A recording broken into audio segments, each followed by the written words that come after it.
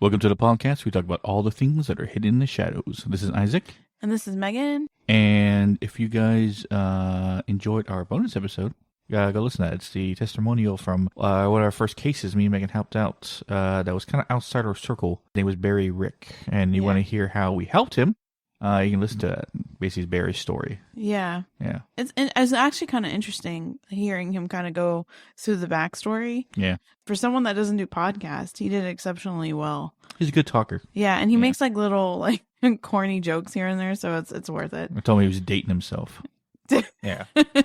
He's like, basically, we knew he was older, but then a lot of the references he was going like... Yeah, Popeye. Anyway.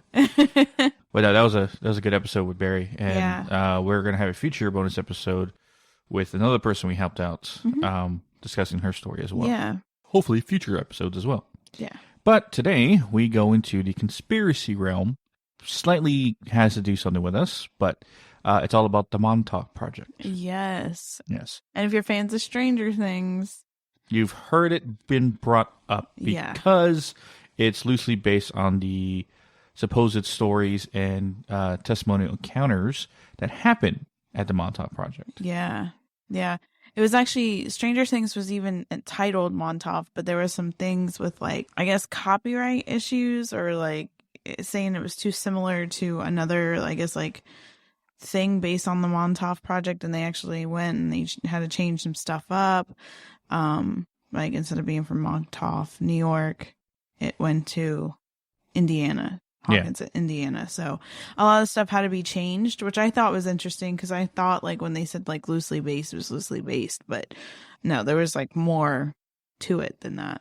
Now, all the stories and things we know that we've been told, if you're into conspiracy theories even the least bit, you've heard stuff about it. Now, the main thing we always hear is kidnap kids, turn into testing from psychic abilities, things to do with that. That's the main things you always hear, but there's so much more in developed in there. Some of it gets real crazy. Yeah. But funny enough, the Montauk Project wasn't the original project. There was one before called the Phoenix Project. That was a predecessor to the Montauk Project. Yeah. And the Phoenix Project was shut down 50s, I believe, because the government got wind of it and basically told them, stop doing that. Yeah. The whole reason the Phoenix Project even started is to compete with Russia. Because through spies or whatever, we heard that Russia was creating psychic soldiers or using it for mind control or remote viewing into people's spying and stuff like that. So, of course, us, U.S., decided to fight back with the same thing and helping create psychic soldiers and stuff like that. But they were torturing people and kidnapping and testing and stuff like that and basically breaking a lot of laws. So the government told them, hey, stop it. So they did, but then they just kind of changed the name and moved somewhere else. Yeah. But that's essentially where it started. But they applied the same thing, but continued on with the Montauk Project. The whole reason anyone knows anything about the Montauk Project was a guy who wrote a book on it named Preston Nichols. He, in his stories anyway, explains he didn't know until after he found. Well, let's start at the beginning essentially. Okay, apparently Preston Nichols was working for a not shadowy company. He gave it a different name, like BGB or something like that, but really stood for another company that wanted to do testing into psychic abilities along with electrical magnetic activity. Yeah, find a correlation and stuff like that, because maybe we can have psychics remote talk to each other, right? Yeah. What he found out in his testings is that every night around a certain time, his psychics would be affected. The psychics that were doing the testing, and they couldn't use their abilities for a period of time. And what he found out through radio waves, that there was a signal between 410 and 420 hertz that was being sent out that was affecting the psychics, not allowing them to use their abilities whatsoever. So he put a radio attachment on top of his car, basically drove around until he found where the signal was coming from, which was a Montauk Project building. Had a giant satellite kind of radio dish thing on top that was emitting the signal. The building was abandoned.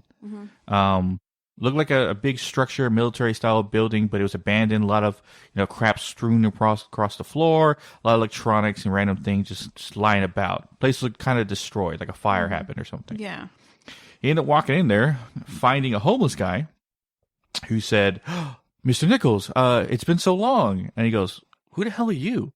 And he goes, You don't know who I am?" It's like, "No." It's like, "Sir, I used to work here. You were my supervisor." Like, What? I don't have no idea who you're talking about, right? And then he basically explained, the guy explained everything that was going on, and saying that you were like in charge of it. And they ended up searching through the whole building and finding his desk that said Assistant Supervisor Preston Nichols. Wow. Right? He had no recollection of this. Dang. So in his memory, he was a graduate from different colleges, earning degrees in electromagnetic engineering, mechanical engineering, and of course he learned a little bit. He wanted a degree in psychology along with that to understand the human mind and stuff like that. And that's what led him to try to combine the two with psychics. Yeah. Not knowing that he was continuing his work that was erased from his time at the Montauk Project. Yeah. A lot of the predecessors to the Montauk Project, like I said, the Phoenix Project, one of the ones that were tested while the Montauk Project was happening was the Philadelphia Experiment, which is the episode of its own. Now, I know the Philadelphia Experiment happened way before the Montauk Project, which supposedly took place in the 60s and 70s. But the technology that they created, they used at the Montauk Project. Yeah. Right? Which, if you know anything about the Philadelphia Experiment, like I said, that's a whole other episode. Yeah, it's a lot. But they were trying to teleport. And this is in the 40s, mind you, right? They were trying to find technology to teleport. So they had a big old giant ship. USS Eldridge. That's right. Was a ship that they had the device that would help them teleport. It didn't do what it wanted them to do. What happened is that it kind of time traveled them to, granted, it teleported to another location, but in the midst of moving from one space to the other, you kind of affected time and space at the same time. And when they got from one place to the other, supposed stories, like I said, the whole other thing we could go into with the Philadelphia Experiment, but supposedly when they were one place, teleport to the next. When they got to the next place, some of the men were inside the walls. Yeah. Like their arm was like in the wall, their like leg, and they're freaking out. Yeah. That's if you like fully. One of the things that they said on that too was like they rematerialized from the inside out. Yeah.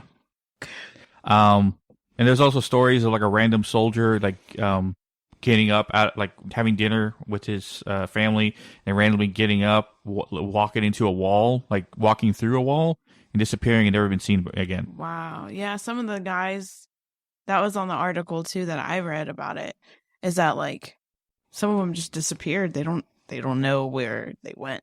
Yeah. So that technology was what they carried on. Now, through Preston Nichols' research and, remembering stuff, there was a psychic that when the Montauk Project one was happening, used.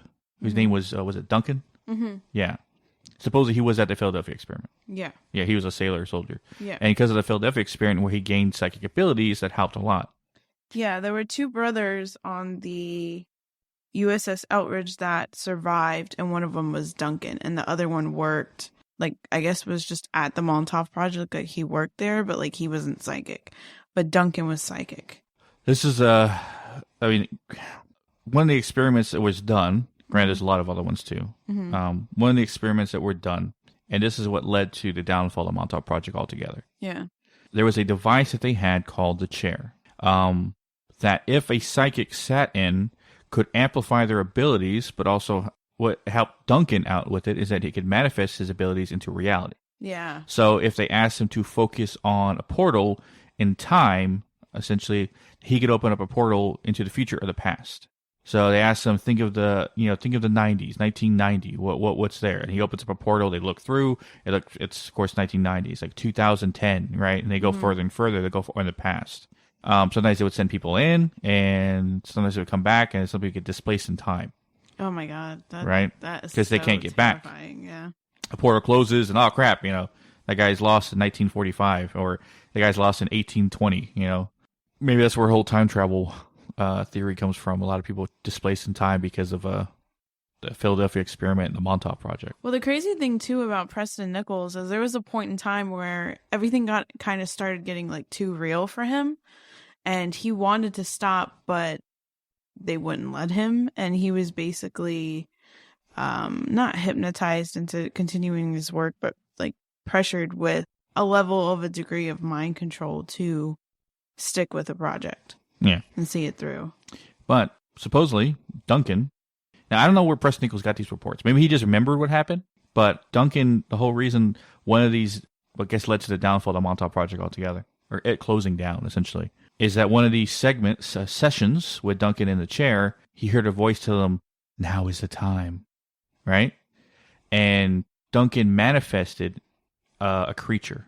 Yeah. A monster. Something dark, huge, with claws and teeth, and that just, basically when he manifested into creation, it just tore through the entire facility, right? Ripping through building, ripping through the entire thing.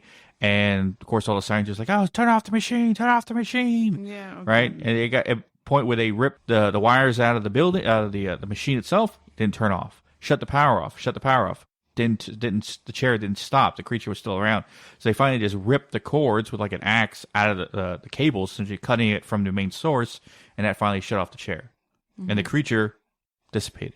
Like it basically was pulled from another reality, and then when the power shut off to the chair, of course, then Duncan's ability didn't work anymore, at least the amplification that it was at, and the creature just basically just dematerialized. Yeah. Because, going back to what we said in the beginning, that homeless man that supposedly worked for Mr. Nichols was showing him when he's taking a tour through the building, this is the spot. And yeah, there's a divot in the ground where the chair was. Obviously it was moved, but the cables were moved and stuff like that. But there's like where he showed him where it happened. Dang. Now, the Montauk Building is real. You can't go there. It's actually protected and guarded, like fenced up and stuff. Yeah. But it's inside Hero Park. That's in New York. Like if you go to Hero Park, National Park, you go there, you can find it, but it's like no one's allowed in there. Yeah. So those are the main events that happened to the point. Now, of course, there was the Montauk Boys. Mm-hmm. Is it Montauk or Montauk? I don't know. I always thought it was like K, like Montauk. Montauk. I say Montauk. I don't know where you got that from. I don't know. It's Montauk, right? Montauk. Yeah. That's it. Okay. Whatever. Tomato. I don't know where you got the F. But supposedly it was Montauk Boys, and these were the boys that were kidnapped, either derelicts or what do you call it? Just like, homeless kids or kids that were like in foster homes. No one would miss them. That they were drugged and tested, do psychoanalytical drugs, and trying to give people psychic abilities for mind control and this and that. Yeah, and they took it to like the extreme. Like they wanted to break your mind in order to kind of rebuild it and reprogram it like how they needed it to be. So there was even accounts where like they would put you in very cold temperatures, then put you in very hot temperatures, then overfeed you, then underfeed you, then give you drugs, then don't give you drugs, then almost drown you, and then you'll have like days where you're fine. But like they would do the extremities on either side and use that to completely break apart your mind. And those studies led to the Manchurian Candidate kind of things. You know what that is, right? The what? Manchurian Candidate? Yeah. A government-controlled person that will do whatever they need to when the government asks them to. Ugh. Mind control at the highest level, right? Yeah. But when you say Manchurian Candidate, you say something like a political figure, right? That could reach to the length of a president or senator or governor or like that. Yeah. But you use a phrase or something like that, kind of like Winter Soldier, and automatically he'll do whatever you ask him to. Weird. Right? And also, but funny enough, we are I know we always talk at the end of the episode, but we're going to say it now. But also one of the other things to these studies was MK Ultra. Yeah. Which is our next episode. Yeah. And that's also how they wiped. Apparently they used the MK Ultra technique the CIA did to wipe all the employees' minds and like people that were involved with the Montauk Project. Yeah. You've seen other people with And that was actually reported. MK Ultra was actually a declassified study. So it's real. Yeah, that's the difference, is because this one is kind of, it's definitely a conspiracy theory, and a lot of conspiracy theorists argue against the Montauk Project, but MK Ultra is kind of like there. Like, it actually happened. So it's kind of up in the air. They don't know whether or not to, like, people, it's kind of up in the air whether to believe Preston Nichols, which he died. I didn't even know he died. But he died like I don't know when it was in the 2000s. He was a scientist in the 60s and 70s. I'm assuming he would be alive today. Yeah. But now, when, by the way, the next week, MK Ultra. So look forward to that when we talk about that, because there's a lot more stuff I want to get into about MK Ultra. I thought was very clever, but also scary at the same time. Of course, they would have some kind of failsafe to protect the scientists there from any psychics that they had from mind controlling them, affecting them, making them see stuff. Yeah. With that signal. A signal between 420 and 420 hertz or something. That level because of that. they actually had, because the rumors were there was a nuclear reactor on the property. That was a rumor. Whether or not it's true or not, I don't know. But the satellite dish that's there, when you look at Montauk Project, would even send out the frequency or whatever to the town. And residents of Montauk, New York, they always talk about how there's one that was a resident for like 40 years. And she was basically saying, well, I don't know if like the Montauk Project was actually a thing, but I know there was something just extremely strange about like the satellite and the frequencies coming from there. A lot of the residents would complain about headaches. Even if you're not psychic, you still had some kind of effect on that hertz. It would even mess with their TV sets. But funny enough, so I was saying like that hertz level stuff was meant to stop any psychics from using their abilities, right? So if they try to basically turn that signal on, and they couldn't use their abilities. I don't think that actually works in that. I don't know. Is there a signal or frequency that would block us? I don't know. It's kind of interesting. I kind of want to test it. I don't know. I don't know. That's something to test. But yeah, I thought that was obviously a good way to keep your psychics that you had there in check, that they were experimenting on. You know, funny enough, after this, in the 70s and stuff like that, after the Montauk Project went down, there was supposedly monsters or creatures that washed up on shore around Philadelphia and stuff like that. That was bizarre. Yeah, I remember seeing that. So one thing that I found, which I found super interesting, it was a New York Post article. Basically, it's called Inside the Real Life Lab and Secret Experiments That Inspired Stranger Things. Because if you look up anything about Montauk Project, it's right now, because of Stranger Things being so big, it's got like tons of articles like comparing the two. But there was a guy that they interviewed, so it's a New York Post article, and they interviewed Joe Lafrino. He had worked at the Camp Hero State Park for 18 years as not a guard, but like a patrol ranger. Yeah. He actually went and got because a lot of them, even Preston Nichols, had like repressed memories. And we've even talked about like repressed memories and stuff like that of past lives and stuff like that. So that's accurate. I know a lot of people that, you know, once they go through like hypnosis or whatever, pull subconscious memories. Well, apparently that's what was happening with a lot of these guys, including Preston Nichols, is that they were pulling these repressed memories. And this guy was no different.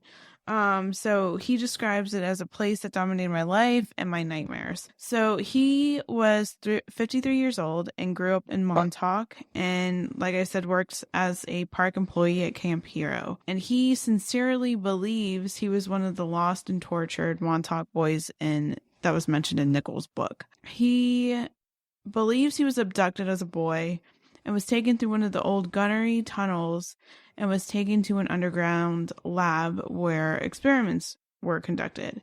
He specifically said, I didn't believe it until 2 years ago. I was hypnotized by a certified hypnotist for about 40 minutes, and all of these memories started flooding back. They did a very bad thing to us out there. We were just little kids. They had no right to experiment on us. It was a very dark, very evil thing. He believes he was abducted and abused during the summer of 1980 and possibly during the summer of 1981 when he was 12 or 13. He recalled under hypnosis that a local boy whom no one knew very well invited him to bike to the base. The first thing that he said that there was two men waiting, dressed in civilian clothes, and they took the boys into a sunken house on base. Later, he said he and other boys were brought underground through Battery 113, one of the sealed gunneries left from World War II.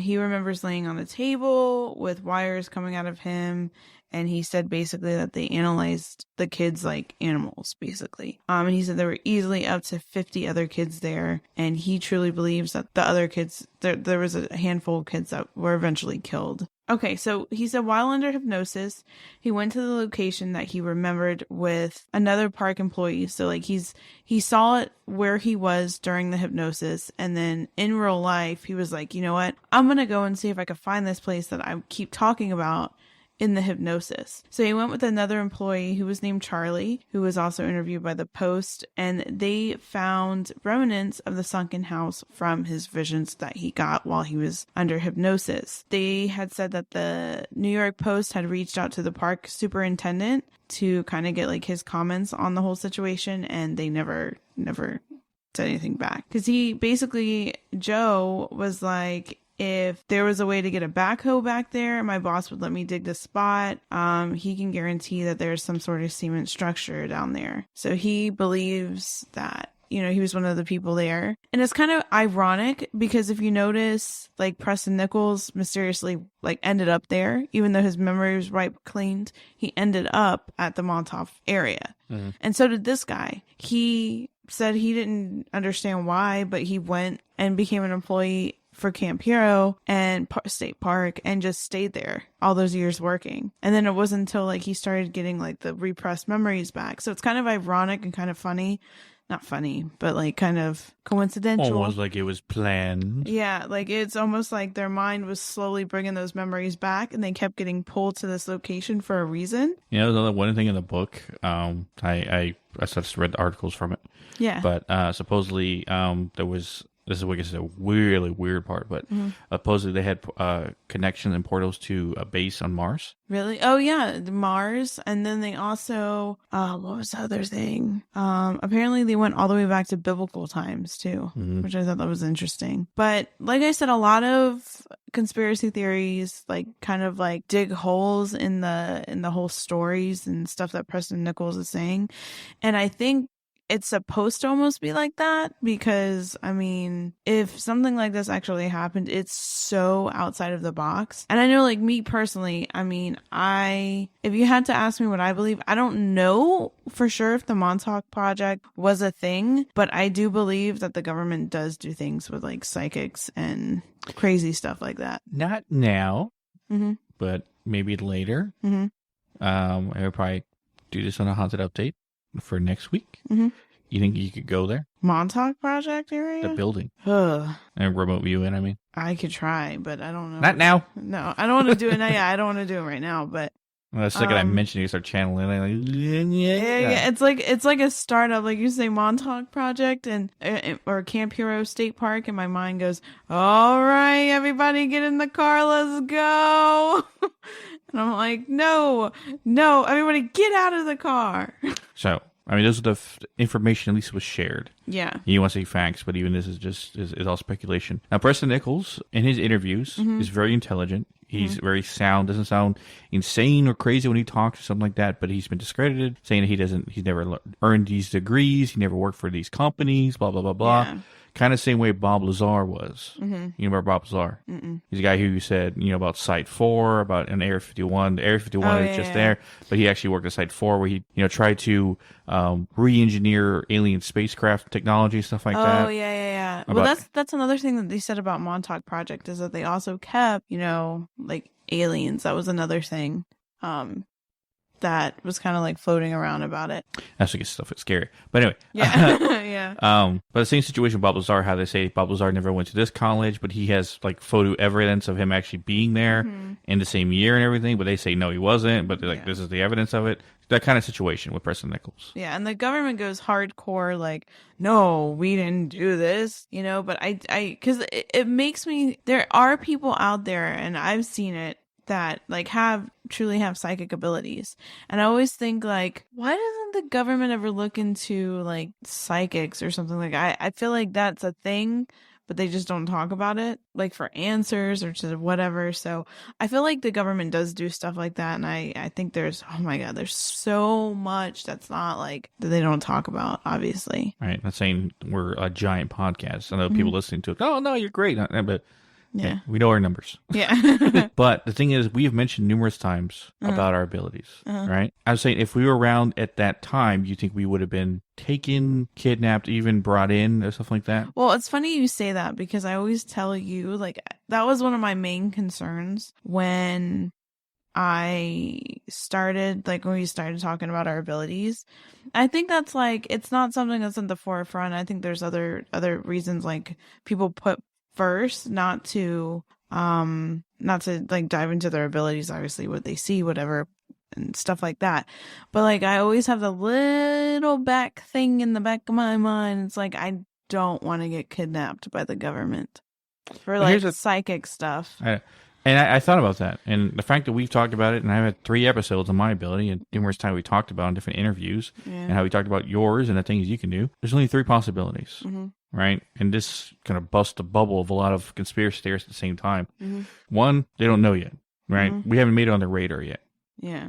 2, they ain't doing it right now, which is extremely surprising that the government, or at least the shadow parts of the government, wouldn't be still doing these kind of experiments, because the ability, like your remote viewing, to go somewhere without physically being there. Honestly, like, I don't toot my horn very much when it comes to abilities, but my remote viewing is getting scary. Exactly. Like, and the thing is, not actually having to physically be there and see and everything, and almost like be like you're in the room, but you're not, of what's going on. And that kind of a power and ability to spy on someone without actually having to be there. You know, that information to get from anyone is extremely valuable to shadow parts of our government. So that's why I said, 2, they aren't doing it anymore, because they would, the second they heard about you, right? We get banging our door from, guys in suits in the black van saying, get in. Well, no, that's the thing that freaks me out. That is honestly the thing that really like freaks me out, because I've had dreams where, I don't know if you guys remember me telling you this, but remember we were in like some kind of downtown area, and it was like, we were in like a downtown area. There was like food being cooked, and we were at this restaurant, super crowded. It was rainy. It was kind of like dungy, kind of. It was in like a back alley restaurant type situation, and it could have been someplace like maybe like Chinatown in like New York or something like that. Something where it's like layered buildings, like there's skyscraper kind of buildings, not skyscrapers, so they weren't like that big, but it was multiple stories, and then like the bottom levels had like food and stuff like that, like restaurants. And we were at this restaurant where you hardly could even sit down. And I remember me and you walked in there, and we were looking around, and I was like, where are we? And so I was trying to get my bearings. And one of the things that I do, like in dreams, especially if I'm like conscious, is like, okay, I'm looking around. What are the details? What do I need to remember? Like I try and repeat everything that's around me. And I remember looking, and there was a bunch of people in suits, and they were sitting there, and they like waved their fingers like, come on, sit down, right? I remember, the guy kind of looked like Russell Crowe. Don't ask me why, but he kind of looked like that guy. But he had a hat on. And the first thing I thought of is like the whole like typical Men in Black, like that's what they look like, right? And I was like, okay, oh my God, what is this, right? And I remember sitting down, and you were like, what the hell is this? What is this, right? And we sat down, and they opened up this like manila folder, and it had like everything, like it even had visions that I have seen before in black and white photos in this manila folder, almost like, when the doctors used to do like the actual like manila folder of all your like history and stuff. That's what it looked like. And I remember it was like, oh crap, what is this? And then I remember I turned to you and I was just like, okay, I guess we just have to listen and figure it out. But I woke up before I could figure out what any of that was. But I remember after that, I started like, I don't know, it was a twisted, after that dream, there was some twisted things that happened. But it made me think like, what the heck? What the heck? I don't know. So, Yeah. like I said, that was options 2. Yeah. Right. So, original option. Yeah. We don't have on the radar yet. Mm-hmm.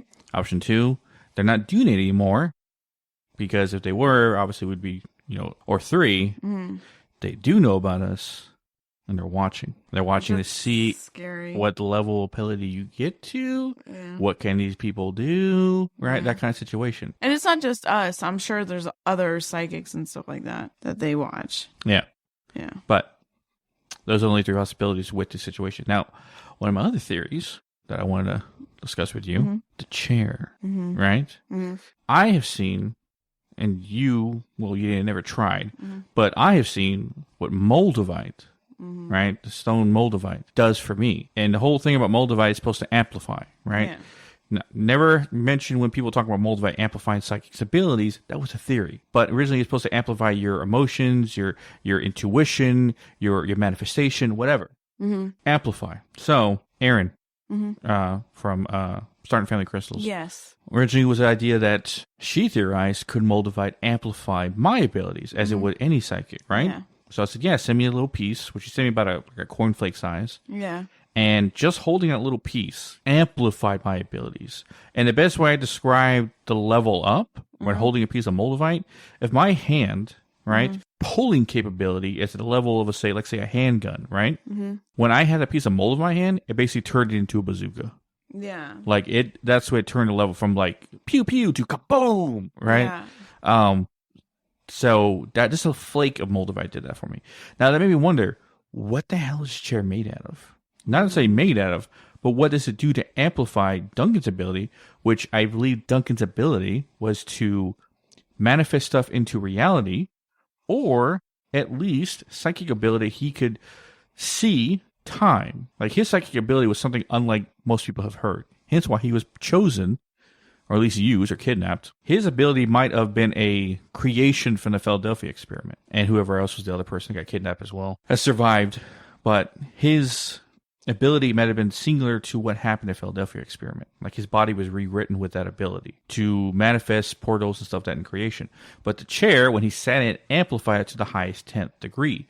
Hence why he could open portals when just asked, or manifest a creature out of nothing. So, what would happen to us if we sat in said chair? Would I be able to pull from any region across the entire world? Would I be able to pull straight from the other side? Mm-hmm. You know? Well, you know what's crazy is... I know having with you, you would be able to go anywhere you want. Oh my gosh. I don't know how I felt. But yeah, I also think like the chair too, the experiment with the chair is so creepy. Like the name they gave it, the seeing eye. Oh yeah, I forgot the name. Oh, the freaking name is like weird, and I feel like I've heard that I think I've heard that somewhere before, and I'm not sure. Another weird thing happened when I was researching. So there was, when I first researched, I got like really into the Montauk Project because there was a psychic person apparently that they said was very similar. It was the modern day, or not modern day, but it was like the real life 11, right? From Stranger Things. Mm-hmm. And speaking of which, I have a theory too. It was the real life Stranger Things, like 11. And I had read articles where they would talk about the Montauk Project and they would talk about her, right? I specifically, like, I've read details. I know that they existed, right? I go back to research, like, to fully bring out all the stuff that I have on Montauk Project, and I can't find anything on her. Nothing. And I specifically remember the moment that I researched Montauk Project, all of those articles popped up. Researched the same thing, nothing about her. I found one picture, and it was just that she was good at telekinesis. So I don't know where I have all these details from if the articles don't even exist anymore. Like I don't know where they went. Mm. I have all this information in terms of, well, it's like I remember, but I don't remember. It's kind of weird. It's like I remember reading the articles. I remember what the articles look like, you know, how many pages it was, the level, like what it talked about, but I don't remember specific details. I remember like she could move things. She could like, it was just like kind of like what 11 went through. But yeah, but I have a theory between Stranger Things and Montauk Project. And I think there is more in Stranger Things that, and it's not just because I'm a fan, but I think there's more in Stranger Things that is more accurate with psychics and people with abilities than you kind of think. Like, I think some things that 11 does is, like, I'll tell you with me, okay, spoiler alert, if you haven't watched the newest season of Stranger Things, don't listen to past this point. But, so, you know, when she goes to save Max, and she goes kind of like on the plane, I guess is what you, like, would kind of call it. Into the ether. Yeah. That is exactly kind of what happens with me with remote viewing. That is literally almost identical. And I know, like, for myself, I have a lot of experiments that I want to try and run that have to do with remote viewing and like my ability and stuff, because I didn't realize how dominant remote viewing is for me. Yeah. So I think there's more in Stranger Things, and I'm wondering if, like, because it was so loosely, well, not loosely, but it was based off the Montauk Project, if that was, I don't know, maybe the Duffer Brothers read somewhere or really dug deep and was able to find, like, actual things about, like, psychics from, like, MK Ultra and stuff like that. If that some of the stuff in there is actually, like, legit. You know what I mean? That's not just, like, fictional. I don't know the Duffer Bros actually believe anything from the Montauk Project, but granted, they influence a lot of stuff from it, and granted, they integrate their fandom of D&D, hence why I name most of the creatures, all of them, after D&D creatures and stuff like that. But the whole creature escaping, destroying the place, Demogorgon, right? Yeah. But telekinesis, able to move stuff with your mind, right? Pick stuff up, move it across, blow people back, right? That's that, yeah. Rarity, if it even does exist. It's one of those psychic abilities that, if existed to the degree of just picking up the weight of a paper with your mind, right? Would be unlike anything has ever seen before. Yeah. Is it possible? I don't know, but I never thought that, you know, my ability to absorb dark entities and demons off the plane was possible, but I'm doing it. Yeah. So, is there other psychics out there, EMA users, that could, you know, move shit with their mind? Well, there's one thing with the Montauk Project that they were testing with the remote viewing. Basically, if you hold hair, or if you hold, which I'm not going to do that, that's weird. But if you hold something of the other person's, right, that you're trying to see through, if you can, like, make a stronger connection. So I wonder, like, with remote viewing with me, if I did that. Now, I have a strong connection to music. I can see stuff. If you play me someone's favorite song, I can connect to them 1, 2, 3. It's easier. I mean, I could connect to them regardless, but it's easier that way. So, I mean, it's not holding somebody's stuff, but it's how music is so personable to some people. You know what I mean? But yeah, and the best way to describe remote viewing is like, this is how I kind of started. I kind of like tiptoed into remote viewing, is somebody would tell me something or somebody would talk to me and I could see where they're at. And I've tested this before because I was like, hey, do you happen to have this, and this in your room? They were like, holy crap, that's my room. You know, or yeah, in fact, that is that. Because I know, like, Isaac's friend Cameron, I know I, like, freaked him out a little bit because I've never seen his room before. And I was able to describe his room. And the same thing and like, even with the Sally house, I've never seen, when I first started researching, I never saw the Sally house before, the inside. But I was able to see what the inside looked like. And technically, I guess I went there mentally. And the same thing with a lot of other people. But it's getting a little bit, like, not too real, but it's getting the remote viewing is getting, like, it's starting to become strong. So is the dreams, though. The dreams and the remote viewing is getting like, I'm buff on that side of my psychic body. I don't think, I'll theorize, but if the government is still doing stuff like the Montauk Project right now, which is it's highly likely, if you earn a conspiracy thing, you probably say yes.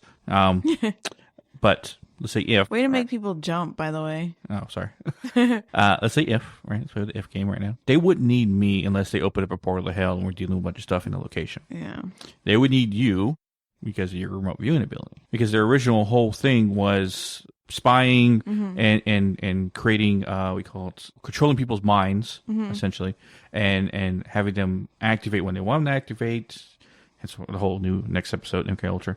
But having activate mind control, reading people's minds, stuff like that. Stuff that they could use for espionage or mind control or just spying, all in technicality, right? Pulling darkness out of places, what I'm doing is not high on their food chain of what they need. Well, it's kind of like, too, if they were like, I mean, imagine if you had an enemy and you just could, I don't know, like hold a picture of the enemy or something like that of the specific person, and you could see where they're at, what they're doing, like how. Well, if you remember, first season of Stranger Things, that's what Elle did. Yeah. She went into the ether in her sensory deprivation chamber and spied on the Russian soldier. Well, that is something that I want to try, and so we're getting spy on Russian soldiers. No. If I get a bang on our door in the next night. No, excuse me. What did you say? We need that information. No. No, but this whole sensory deprivation thing. I want to actually try that at locations and just see what I get. Well, you can rent. I don't know where. I don't know if in North Carolina we have sensory deprivation as you could get before, like, actually doing the thing. Well, there is separate deprivation chambers you can rent to go into. Oh, my God. I don't know how I'd feel about that. Yeah. Because isn't it like you close and you go in water? You can be naked if you want to. But basically, they put you in a tank that matches your body temperature water-wise, so you don't feel the water. You just feel like you're floating in nothing. And they close the tank, and it's complete darkness, right?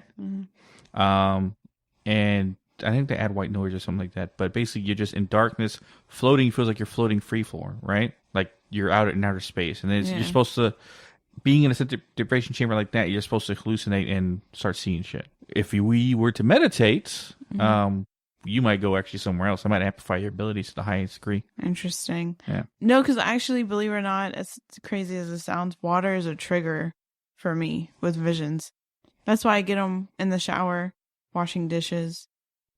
I really should like sit in our pool and like meditate in the pool because I feel like, but Megan's the same way. The other Megan on our paranormal team, she's the same way when it comes to water. I don't know what it is, but they say that's like, I forgot who said that. There was some psychic on TikTok that said that there is an actual reason why some psychics, when they do stuff with water, especially like, so basically when I put my hands in water, I can start to see stuff vision wise, which is why when I wash dishes, I tend to stare off in space because getting stuff, and some of my most profound like messages and like most intense ones came when I was like washing dishes or in the shower. And the shower is kind of like just like a download. It's like, but I know a lot of people like that. Well, I think that's all we have. Yeah. Without reading the book. By the way, I suggest reading it. I'm probably gonna read it too. Yeah. If it feels like we need to like talk more about it, we'll do a part 2 eventually. With the book being read. Yeah. Because I kind of want to read it too. And I think there's more than one. Yeah, there's like 3 or 4, I think. Yeah. And there's a bunch of documentaries and stuff like that you can definitely watch. Yeah, there's a documentary on the Montauk Project. There is obviously some books and stuff like that. Tons of stuff on YouTube. Kind of most articles and most kind of like videos, TikToks, that kind of stuff kind of goes over the same stuff that we went over, because without reading the book, you can't really like, they don't have like the cases or what they experiment specifically, like what they experimented with other than the Montauk chair. Like you have to read the book. Yeah. You have to read the actual encounters to get the full dosage of the experiment. So hopefully when we read the book, who knows, maybe some visions and crazy realizations would come from reading the book and see. Like we said, the Montauk Project is a conspiracy theory. It's not 100% proven, like MK Ultra. The government actually released the MK Ultra stuff, so which we're going to go into next episode. Yes. Now, a question that everybody wants to know. Who's your favorite Stranger Things character? Oh, so everyone's going to go, okay, so it would have to probably be Dustin. Right? Because I think he's just like a cool guy. And I would have to say Max, because I think I think she's a little bit of a badass. Like, but then again, I like Robin too, and I also like Elle. But I'd have to say this last season, and it sounds so cliche because I know everyone says it, but Eddie Munson. It was just so epic. And somebody, and this is what I don't like, that like everybody is like freaking out. Oh my God, he's so hot. Tracy, you would have made fun of him in high school if you came in contact with him. Tracy, you would have made fun of him and demonized him. But like, but a lot of my friends and stuff that I hung out with that I did hang out with, because I had a lot of guy friends in high school and even in middle school, and they kind of reminded me of like Dustin, even Lucas, like those kind of, and even Eddie Munson. Like, I don't know, he just, and then the Metallica thing, like, oh my God, it was so fucking epic. And I was going to say my favorite was Dustin for a long time, but as a metalhead and growing up metalhead, wearing metal clothes, stuff like that, of course, as soon as Eddie came into the scene, I was like, that's the guy right there. Yeah, you can't be a metalhead and not be for Eddie. Plus, I think the character, like Eddie Munson, like his whole like personality was just great. And I like that they showed kind of like not all metalheads have that like angry and like just mean demeanor. Like, there are metalheads out there that have actual personalities. A quick story.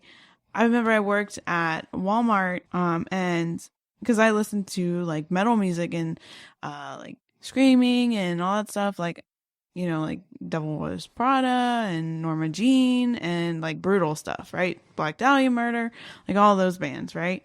I remember I got around that I listened to that music, and they were like, oh my God, you listen to that music? You're not angry at all? Like, you're so nice. Why do you listen to that music? And it's like, and I remember telling them, not like, that's judgmental as you can get. Like, not all people that listen to that music are like per se angry and mean and rude. I said, I know a lot of people that listen to pop music that are that way. So you can't sit there and say that metalheads are, always like that. So the fact that it showed kind of like a quirky side to Eddie at the very beginning, I kind of like that, to show like, just because he's, and then the line, the line where it's like, where he goes after the jocks, and because I was always picked on by like the popular crowd in school, so kind of understand like their perspective. And when he was like, throw balls into laundry baskets. That was the best. The most metal ever. This is music. Yeah. Some of the best lines. So anyway, that's, sorry. This is just filler at this point. Yeah. I think that wraps us up. Yeah. So look forward to next week when we talk about MK Ultra. If you guys haven't already, check out the bonus episode with Barry. It's very interesting. He discusses his point of view, and you get to hear from someone else who is not us talk about how our abilities work and how we help. But yes, as always, you can catch our social media at Hidden in the Shadows podcast on Instagram, Hidden in the Podcast 2 on Twitter. On TikTok, Hidden in the Shadows 6 on Twitter. Or links to all our social media are always in list to us at hiddenshadowspodcast.com. So look forward to those future episodes. And as always, we'll catch your weirdos in the next one. Yes.